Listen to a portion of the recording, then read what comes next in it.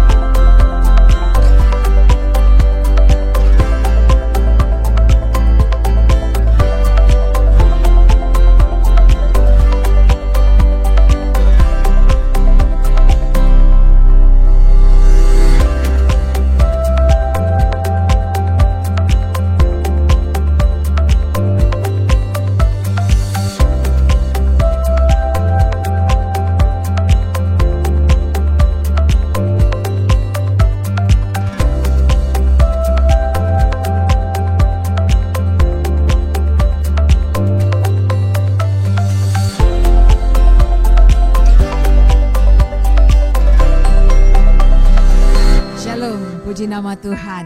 Walaupun saya tidak berjumpa dengan saudara, tidak melihat saudara, tetapi di rumah, saudara yang siap beribadah pada hari ini, mari lambaikan tangan saudara. Haleluya, shalom. Puji nama Tuhan. Mari kita satu dalam doa. Haleluya Tuhan, kami bersyukur dan bersuka cita bersama keluarga kami, bersama keluarga besar dari CCC Tuhan. Kami datang di hadapan Tuhan, kami mau bersyukur, kami mau bergirang, kami mau meninggikan Tuhan. Kami percaya Tuhan, Engkau ada di tengah-tengah kami. Hadir dan nyatakan dirimu, nyatakan kuasa-Mu bagi kami ya Tuhan. Terimalah pujian dan penyembahan kami, rasa syukur kami, hanya di dalam nama Tuhan Yesus. Haleluya, amin. Saudara yang mau bangkit berdiri boleh berdiri, yang mau duduk boleh duduk saudara. Kita mau menyanyikan pujian saudara, jalan serta Yesus. Saya ingat waktu saya masih kecil, kalau jalan sama orang tua itu rasanya nyaman saudara, enggak pernah takut.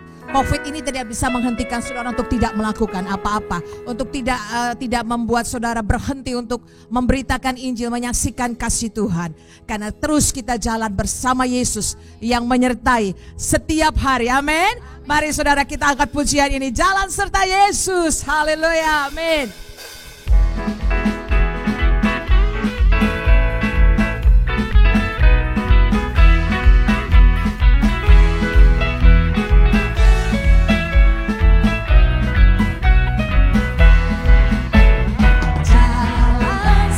Yesus, jalan sertanya setiap hari. Jalan serta Yesus selamanya.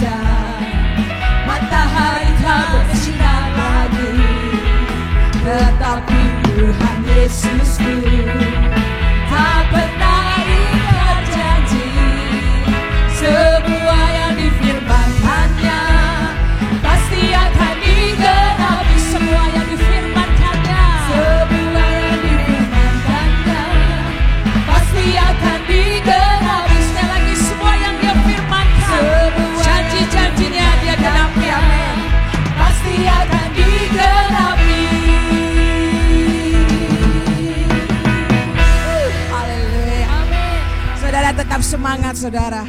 Enggak ada yang bisa menghentikan langkah saudara, ya, apapun itu. Karena kita selalu jalan serta Yesus. Yesus menyertai kita. Saudara, tema pada minggu ini adalah peranan gereja dalam dunia. Peranan saudara sebagai seorang ibu rumah tangga, sebagai seorang kepala keluarga, sebagai seorang pelajar mahasiswa, sebagai seorang apapun itu saudara. Mungkin saudara yang sedang merawat yang sakit, saudara bisa menjalankan peran saudara. Karena apapun yang saudara kerjakan untuk Tuhan, bukan untuk siapa-siapa, saudara mengerjakannya bagi Tuhan. Mari kita akan terus membawa pujian kita.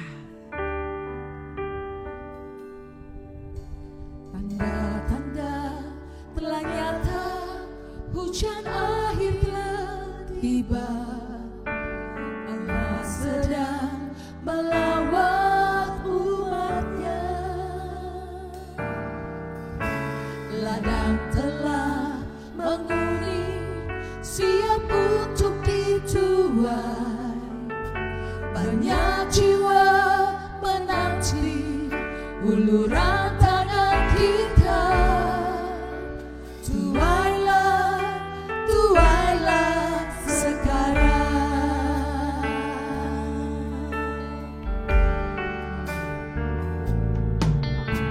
Tanda-tanda telah nyata, hujan akhirnya tiba. Allah sedang melawat umatnya. Ladang telah menguning, siap untuk dituai. Banyak jiwa menanti uluran tangan kita. Tuailah, tuailah sekarang.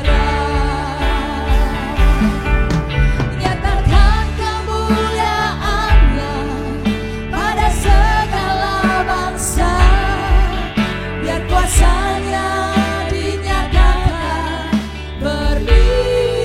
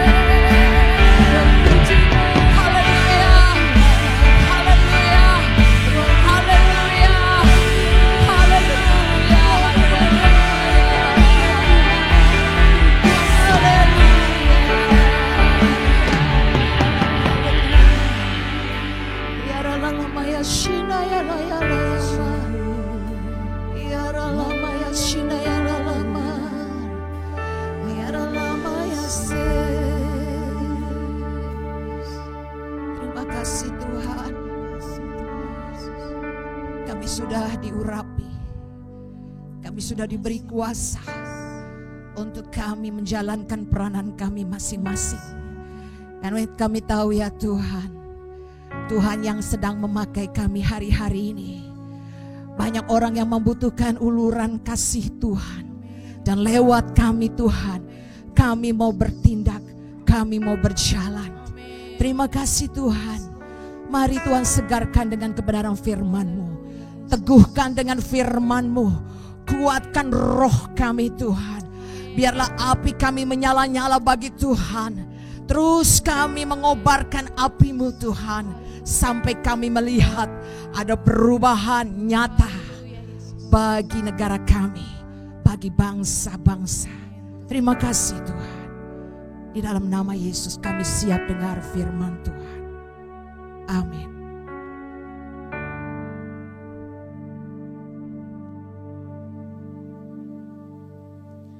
Shalom Bapak Ibu Saudara yang terkasih. Kita berjumpa lagi dalam ibadah online CCC. Dan saya berdoa, kami semua berdoa bahwa Anda yang menyaksikan juga dalam keadaan yang sehat dan tetap dipelihara dalam kasih karunia Tuhan. Bagi Anda yang mungkin baru pertama kali melihat atau menonton acara online CCC saat ini, selamat menyaksikan. Kita bisa berkenalan melalui kolom komen di bawah ini. Dan juga mungkin bagi Anda yang rindu untuk memberikan satu ungkapan syukur kepada Tuhan karena ada firman Tuhan yang membangkitkan iman Anda, jangan segan-segan juga untuk menuliskan kata amin di bagian komen. Dan kita akan melihat bersama-sama sepanjang bulan ini dan juga bulan sebelumnya kita berbicara dari kitab Kisah Para Rasul. Dan sampai kepada di bagian akhir dari kitab Kisah Para Rasul, saya ingin membawakan satu judul yang saya ambil dalam bahasa Inggrisnya, What's Next? Apa berikutnya? Dan ini menggambarkan kepada kita apa yang menjadi tugas gereja di dalam dunia pada saat ini. Kitab Kisah Para Rasul kita ketahui bersama ditulis oleh Lukas dan sebagai sebuah kisah lahirnya gereja setelah kenaikan Yesus ke surga. Perlu diingat bahwa di sini yang dimaksud dengan gereja bukanlah gereja secara institusional. Karena Lukas tidak punya minat sama sekali untuk menuliskan mengenai hierarki gereja. Tetapi yang Lukas maksudkan mengenai gereja adalah secara individu, masing-masing pribadi lepas pribadi, setiap anak-anak Tuhan. Dan kitab Kisah Para Rasul ini dimulai dengan sebuah pesan dari Tuhan Yesus di dalam Kisah Para Rasul pasal 1 ayatnya yang ke-8. Saya akan bacakan. Tetapi kamu akan menerima kuasa kalau Roh Kudus turun ke atas kamu, dan kamu akan menjadi saksiku di Yerusalem dan di seluruh Yudea dan Samaria dan sampai ke ujung bumi. Dari pesan ini saya ingin membahas ada dua bagian yang kita akan lihat pada hari ini. Yaitu yang pertama, tujuan dari pelayanan gereja, dan yang kedua, bagaimana gereja beroperasi.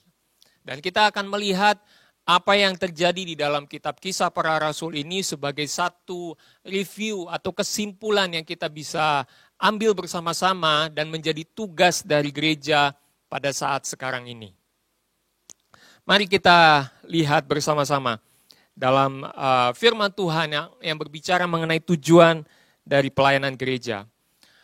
Fakta dari penyataan firman Tuhan dalam kitab Kisah Para Rasul, kita melihat di sini bahwa setelah kita mengalami kuasa Roh Kudus, barulah kita disebut sebagai saksi Kristus.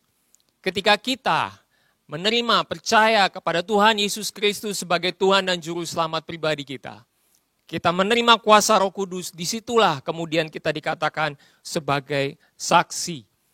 Di dalam ayat yang tadi kita sudah baca bersama-sama, dan kamu akan menjadi saksiku di Yerusalem, seluruh Yudea dan Samaria, dan sampai ke ujung bumi.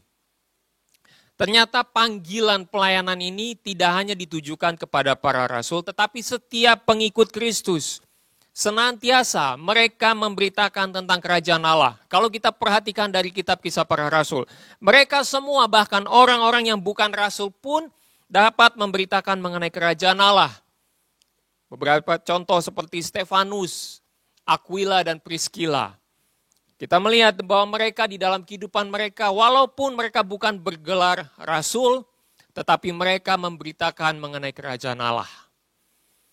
Menjadi pengikut Kristus berarti menyampaikan berita Injil sampai ke ujung dunia.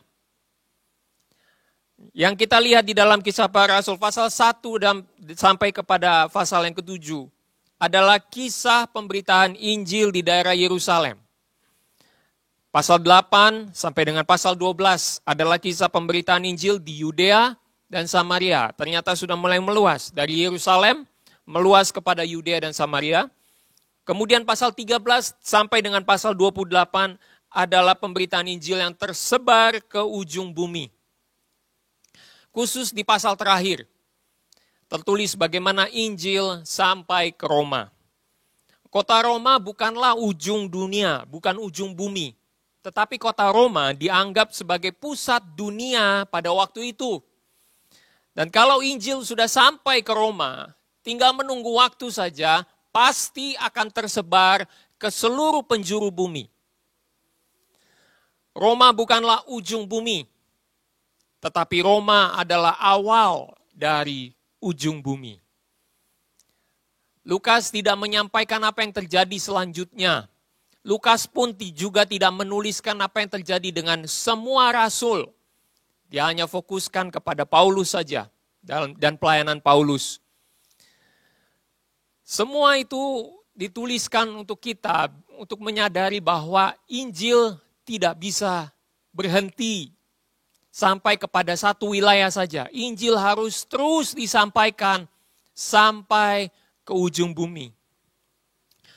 Kalau mungkin kita bayangkan apa yang terjadi dengan para murid ketika mereka mendengar akan pesan ini di dalam Kisah Para Rasul 1 ayat yang ke-8.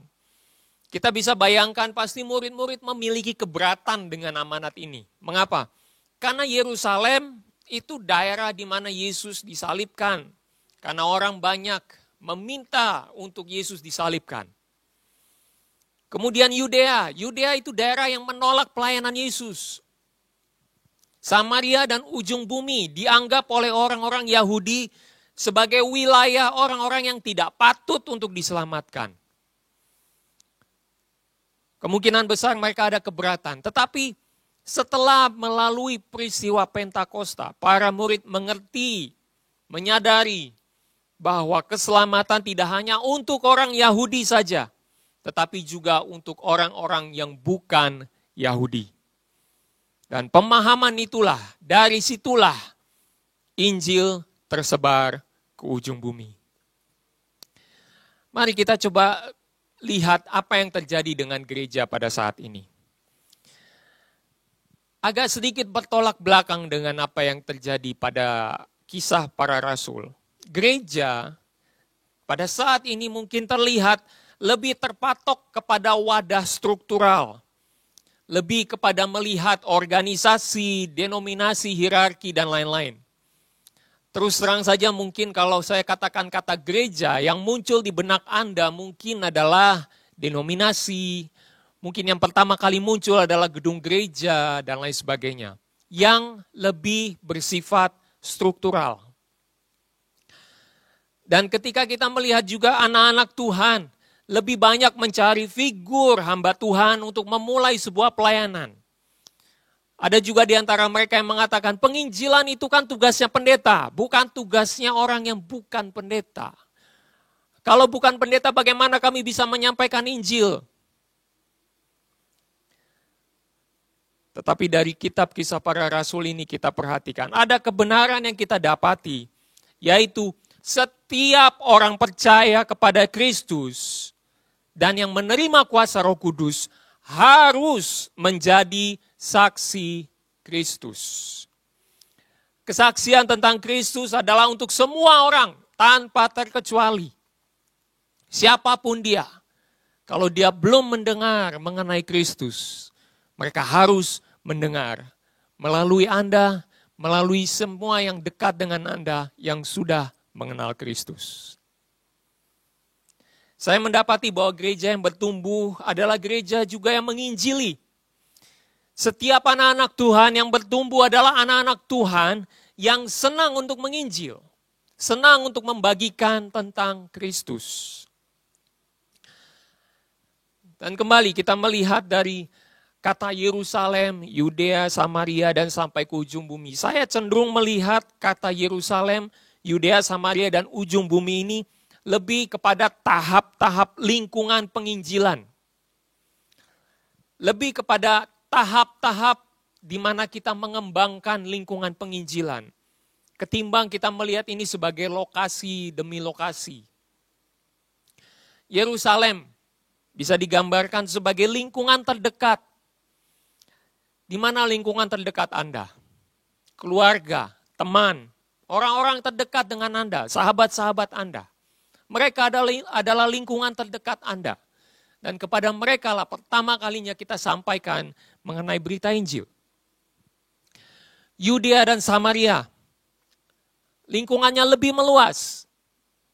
Kepada siapa? Rekan kerja, misalnya.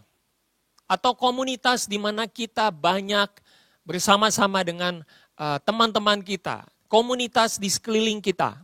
Mereka adalah lingkungan yang lebih luas, digambarkan sebagai Yudea dan Samaria. Ujung bumi. Gambaran ujung bumi ini saya katakan sebagai sejauh yang Anda bisa jangkau. Mengapa saya katakan demikian? Karena kalau kita perhatikan, pesan ini disampaikan kepada para rasul. Dan setiap rasul ini, mereka tersebar kemana-mana. Saya ambil 4 saja contoh. Andreas, dia sampai ke Yunani. Bartolomeus, dia sampai ke Armenia. Thomas, dia sampai ke India. Dan Paulus, dalam salah satu catatan bapak-bapak gereja menuliskan bahwa dia sampai ke Spanyol. Ternyata perhentian Paulus bukan di Roma, tetapi dilanjutkan sampai ke Spanyol. Oleh karena itu saya katakan ujung bumi adalah sejangkau yang Anda bisa. Kalau Anda bisa sampai sejangkauan itu, sampai disitulah ujung bumi. Dan tentu saja ujung bumi ini tidak berarti sampai di sini saja. Tidak. Tetapi lebih jauh lagi, lebih jauh lagi, lebih jauh lagi. Saya mau bawa ini kepada kehidupan kita dalam keadaan pandemi COVID-19 ini. Apa yang terjadi? Setelah kita melihat bahwa gereja lebih banyak terpatok kepada wadah struktural, anak-anak Tuhan banyak mencari figur hamba Tuhan untuk memulai pelayanan mereka. Tetapi dalam pandemi ini kita melihat bahwa justru terjadi pergeseran pemahaman dari gereja secara struktural, institusional, menjadi gereja secara spiritual. Gereja tidak lagi dipahami sebagai bergereja itu dipahami hanya sebagai orang yang pergi ke gedung ibadah gereja. Tetapi sekarang lebih dipahami sebagai orang-orang Kristen yang beribadah di mana saja. Bahkan di rumah mereka, mereka pun beribadah. Tidak hanya itu, kita melihat bahwa konsentrasi dari praktek firman Tuhan sudah mulai dilakukan di rumah-rumah masing-masing. Yang tadinya mungkin kita lebih banyak berkumpul dengan komunitas, tetapi sekarang praktek firman Tuhan sudah mulai terlihat justru di dalam rumah-rumah. Ayah, ibu terus berdoa, dilihat oleh anak, apa yang terjadi? Anak pun juga ikut berdoa. Di dalam keseharian kita melihat bahwa di sini gereja mulai kembali kepada apa yang tertulis di dalam kitab Kisah Para Rasul. What's next? Apa yang terjadi berikutnya? Ke depan kita mungkin terhalang dengan virus COVID-19 ini untuk bisa pergi menginjil kemana-mana. Tetapi handphone Anda bisa dipakai untuk menjangkau sampai ke banyak tempat. Sarana sosial media kita dapat dipakai untuk menyeberangkan kebenaran Kristus. Bahkan channel ini pun yang Anda saksikan lewat YouTube, Anda bisa share kepada orang-orang yang membutuhkan campur tangan Tuhan di dalam kehidupan mereka. Oleh karena itu, mari kita giat memberitakan mengenai Kristus sampai sejauh yang kita bisa jangkau. Di tempat kerja Anda, lakukanlah kebenaran firman Tuhan. Setiap tindakan Anda yang menghidupkan kebenaran firman Tuhan dapat mempengaruhi orang-orang di sekeliling Anda. Seperti ada sebuah pernyataan menyatakan kepada kita, action speaks louder than words. Tindakan kita berbicara jauh lebih kuat daripada kata-kata kita. Dimanapun Anda berada, berikan pengaruh yang kuat kepada orang lain melalui tindakan Anda yang menghidupkan kebenaran firman Tuhan. Mungkin Anda pemimpin sebuah perusahaan. Sebelum Anda memutuskan sesuatu, berdoalah bersama-sama dengan karyawan Anda. Berdoalah, carilah Tuhan. Dan mintalah hikmat dari Tuhan sebelum Anda memutuskan sesuatu. Dan disitulah mereka akan melihat kesaksian Kristus hidup di dalam kehidupan Anda. Walaupun kita harus menghadapi banyak tantangan dan kesulitan, Injil tetap harus diberitakan. Karena itulah perjuangan yang harus kita lakukan. Seperti juga gereja di dalam kitab Kisah Para Rasul. Yang pertama tadi berbicara mengenai tujuan dari gereja. Sekarang kita berbicara kepada intinya bagaimana gereja beroperasi untuk mencapai tujuan tersebut. Kitab Kisah Para Rasul menjawab dengan beberapa fakta kebenaran berikut ini. Yang pertama, Yesus Kristus menunjukkan bagaimana kuasa Allah itu nyata di atas muka bumi. Dan gereja melanjutkan pelayanan Yesus Kristus juga dengan kuasa Allah. Gereja melanjutkan pelayanan Kristus dengan kuasa Allah. Dari mulanya, gereja atau umat Tuhan melayani hanya karena adanya pencurahan Roh Kudus di dalam hidup mereka. Kita bisa lihat itu di dalam kitab Kisah Para Rasul pasal yang kedua. Dan semua yang terlihat supranatural itu biasa mereka alami, Bapak Ibu Saudara. Seolah-olah itu new normal buat mereka pada waktu itu. Apa yang mereka hadapi dalam pelayanan mereka? Mujizat lepas mujizat.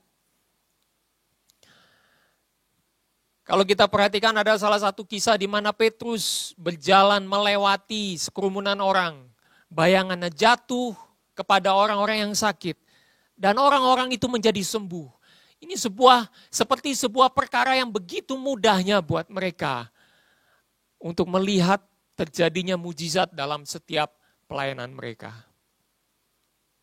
Setiap umat Tuhan di dalam kitab Kisah Para Rasul melayani dalam kuasa Roh Kudus sampai kepada akhir dari kitab Kisah Para Rasul ini juga.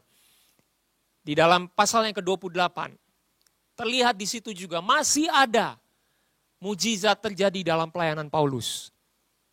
Paulus sampai di satu pulau, yaitu Pulau Malta. Dan di situ dia berdoa untuk ayah dari gubernur Pulau Malta tersebut, namanya Publius. Dan ayah dari Publius ini ketika didoakan oleh Paulus terjadi kesembuhan. Ayahnya sembuh. Para rasul dan setiap orang yang bersaksi tentang kerajaan Allah selalu melihat terjadinya tanda-tanda dan mujizat. Yang sakit disembuhkan, yang dirasuk setan dilepaskan, yang lumpuh dapat berjalan. Bahkan orang-orang yang senior, mereka mendapatkan penglihatan-penglihatan. Apa yang dinubuatkan di kitab Yoel itu terjadi, terbukti di dalam pelayanan mereka. Umat Tuhan senantiasa dipimpin oleh Roh Kudus. Tidak hanya pelayanan mereka dipenuhi dengan kuasa Roh Kudus, tetapi juga rencana-rencana mereka dalam perjalanan misi mereka, itu juga dipimpin oleh Roh Kudus. Dalam Kisah Para Rasul pasal 16 ayat 6 sampai 10, Paulus mendapat penglihatan untuk pergi ke Makedonia, menyimpang dari rencana semulanya, rencana misinya untuk pergi ke Asia dan ke Bitinia. Oleh karena ada campur tangan Roh Kudus melalui mimpi, melalui penglihatan, akhirnya dia sampai ke Makedonia. Pelayanan dipimpin oleh Roh Kudus dan setiap pelayanan mereka dipenuhi dengan kuasa Roh Kudus. Apa yang terjadi pada saat-saat ini? Kalau kita perhatikan dalam kehidupan kita bergereja saat-saat ini, yang supranatural justru tetap dalam ranah supranatural. Tidak terlihat sebagai sesuatu yang normal. Umat Tuhan jarang sekali melihat terjadinya mujizat di dalam pelayanan mereka. Tetapi Bapak Ibu Saudara jangan berkecil hati karena melalui kitab Kisah Para Rasul ini, kebenaran yang kita dapati adalah setiap orang percaya yang melayani Tuhan, semuanya berjalan di dalam kuasa Roh Kudus. Kalau dahulu gereja beroperasi dengan kuasa Roh Kudus, maka sampai sekarang pun juga gereja beroperasi dalam kuasa Roh Kudus. Seorang penulis bernama Gordon Fee menulis seperti ini. Seorang Kristen adalah seorang yang berjalan dipimpin oleh Roh Kudus dan yang mengenal Kristus. Dengan kata lain, orang Kristen adalah orang yang terus-menerus belajar untuk mengenal Kristus setiap hari melalui firman Tuhan. Dan hidupnya senantiasa dipimpin oleh Roh Kudus hari lepas hari. Dan ketika kedua tindakan ini dilakukan, maka yang supranatural menjadi alamiah, menjadi normal dalam hidup Anda. Belajar mengenal Kristus setiap hari. Dan tetap dipimpin oleh Roh Kudus. Melayani dalam kuasa Roh Kudus juga tidak perlu harus lulus bangku kuliah sekolah Alkitab terlebih dahulu. Kitab Kisah Para Rasul menunjukkan kepada kita, Petrus membangkitkan orang lumpuh sebelum dia menyadari bahwa Injil itu juga untuk orang-orang yang bukan Yahudi. Dia mengalami mujizat di dalam pelayanannya sebelum dia akhirnya menyadari bahwa Injil itu harus tersebar kepada orang-orang yang juga bukan Yahudi. Dengan kata lain, prakteknya sudah terjadi mujizat, sementara teorinya dia baru dapat belakangan. Siapapun Anda, Tuhan mau memakai Anda. Siapapun Anda, dengan latar belakang apapun Anda, Tuhan mau memakai Anda. Dan Tuhan bahkan mau memimpin kehidupan Anda. Asal Anda percaya dan taat. Percaya dan taat. Pada waktu itu saya pernah berjumpa dengan seorang dosen. Dan dia bercerita kepada saya, dia mendoakan satu orang yang pada saat itu di dalam situasi sedang dirasuk oleh kuasa kegelapan. Dan terjadinya itu ada di dalam bus. Tiba-tiba orang ini di dalam bus, tiba-tiba bermanifestasi sedemikian rupa yang membuat terjadinya kehebohan di dalam bus itu. Dan dosen ini ada di dalam bus itu dan dia melihat bahwa ini adalah campur tangan kuasa kegelapan yang membuat orang ini akhirnya dirasuk. Dan kemudian dia tidak menunggu lama-lama, dia langsung menghampiri orang tersebut.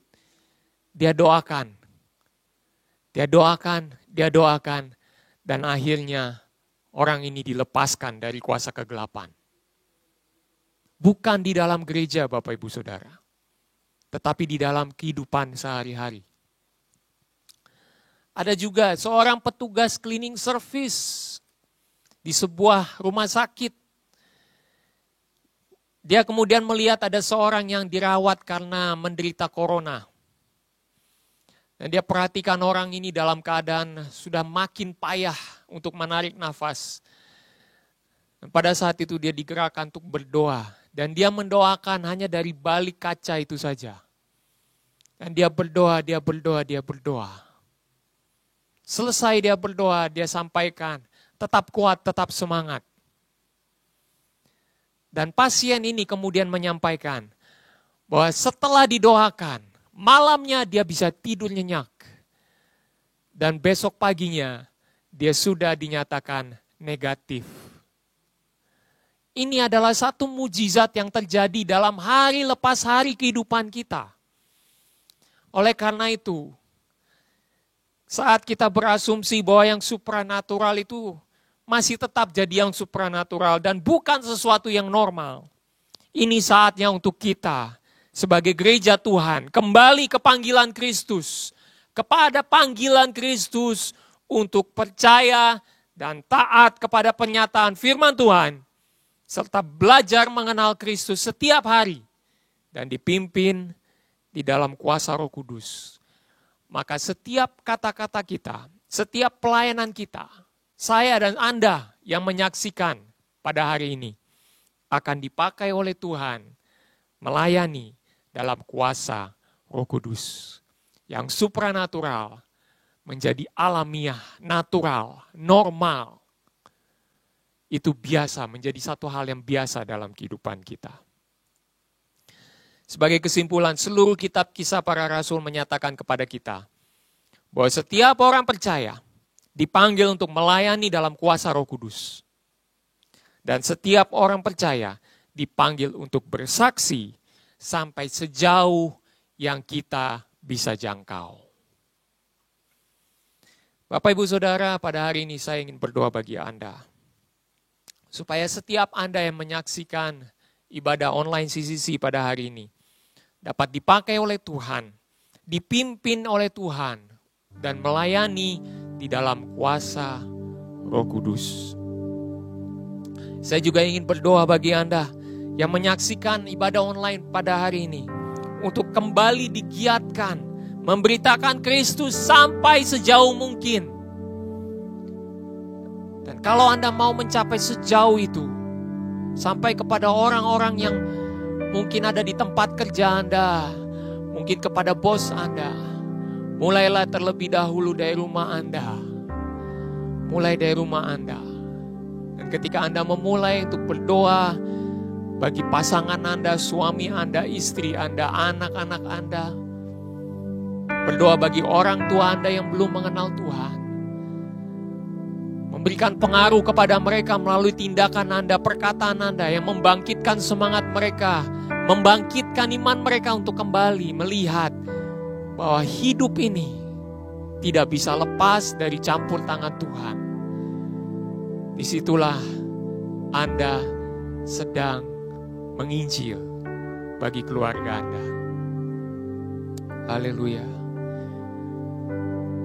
Mari kita berdoa Bapak Ibu Saudara. Haleluya. Haleluya. Tuhan, kami menyadari Tuhan, dari kitab Kisah Para Rasul ini, ada satu panggilan yang jelas bagi kami ya Tuhan. Untuk kami melayani dalam kuasa Roh Kudus. Dan untuk menjangkau sampai sejauh mungkin yang kami bisa jangkau ya Tuhan. Bapa dalam surga, kami datang kepadamu Tuhan. Anak-anak-Mu, kami yang menyaksikan ibadah online pada hari ini. Kami membawa hidup kami kepadamu Tuhan. Tuhan, kami mau Tuhan untuk senantiasa beroperasi di bawah kuasa Roh Kudus, dipimpin oleh Roh Kudus. Tuhan, kami bawa hati kami bawa hidup kami ya Tuhan. Apa yang menjadi bagian dalam kehidupan kami, yang mungkin saat ini sampai saat ini terus kami pegang kendali atasnya. Pada hari ini kami mau lepaskan dan katakan, Tuhan, hidup ini adalah milik-Mu.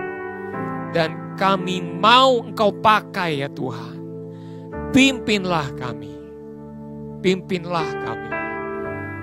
Kami berdoa Tuhan, kiranya kuasa Roh Kudus tercurah di tempat kami masing-masing.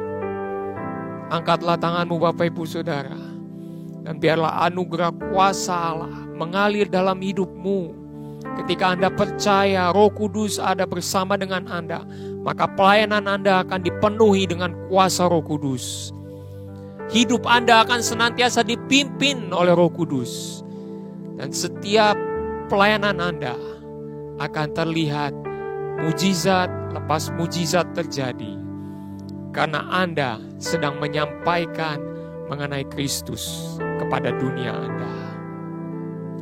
Tuhan, tolong kami untuk senantiasa memiliki hati yang mau terus menginjil dimanapun kami berada.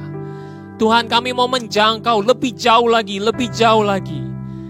Kami mau memulai dengan keluarga kami. Kami mau melanjutkan dengan teman-teman kami.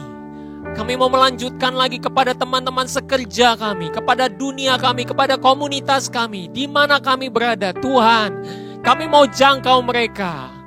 Karena mereka semua perlu mendengar tentang Engkau, Yesus Kristus, Tuhan dan Juru Selamat bagi dunia ini. Tuhan, bangkitkanlah kerinduan yang mendalam dalam hati kami untuk senantiasa mengabarkan kesaksian Kristus dimanapun kami berada. Inilah hidup kami Tuhan.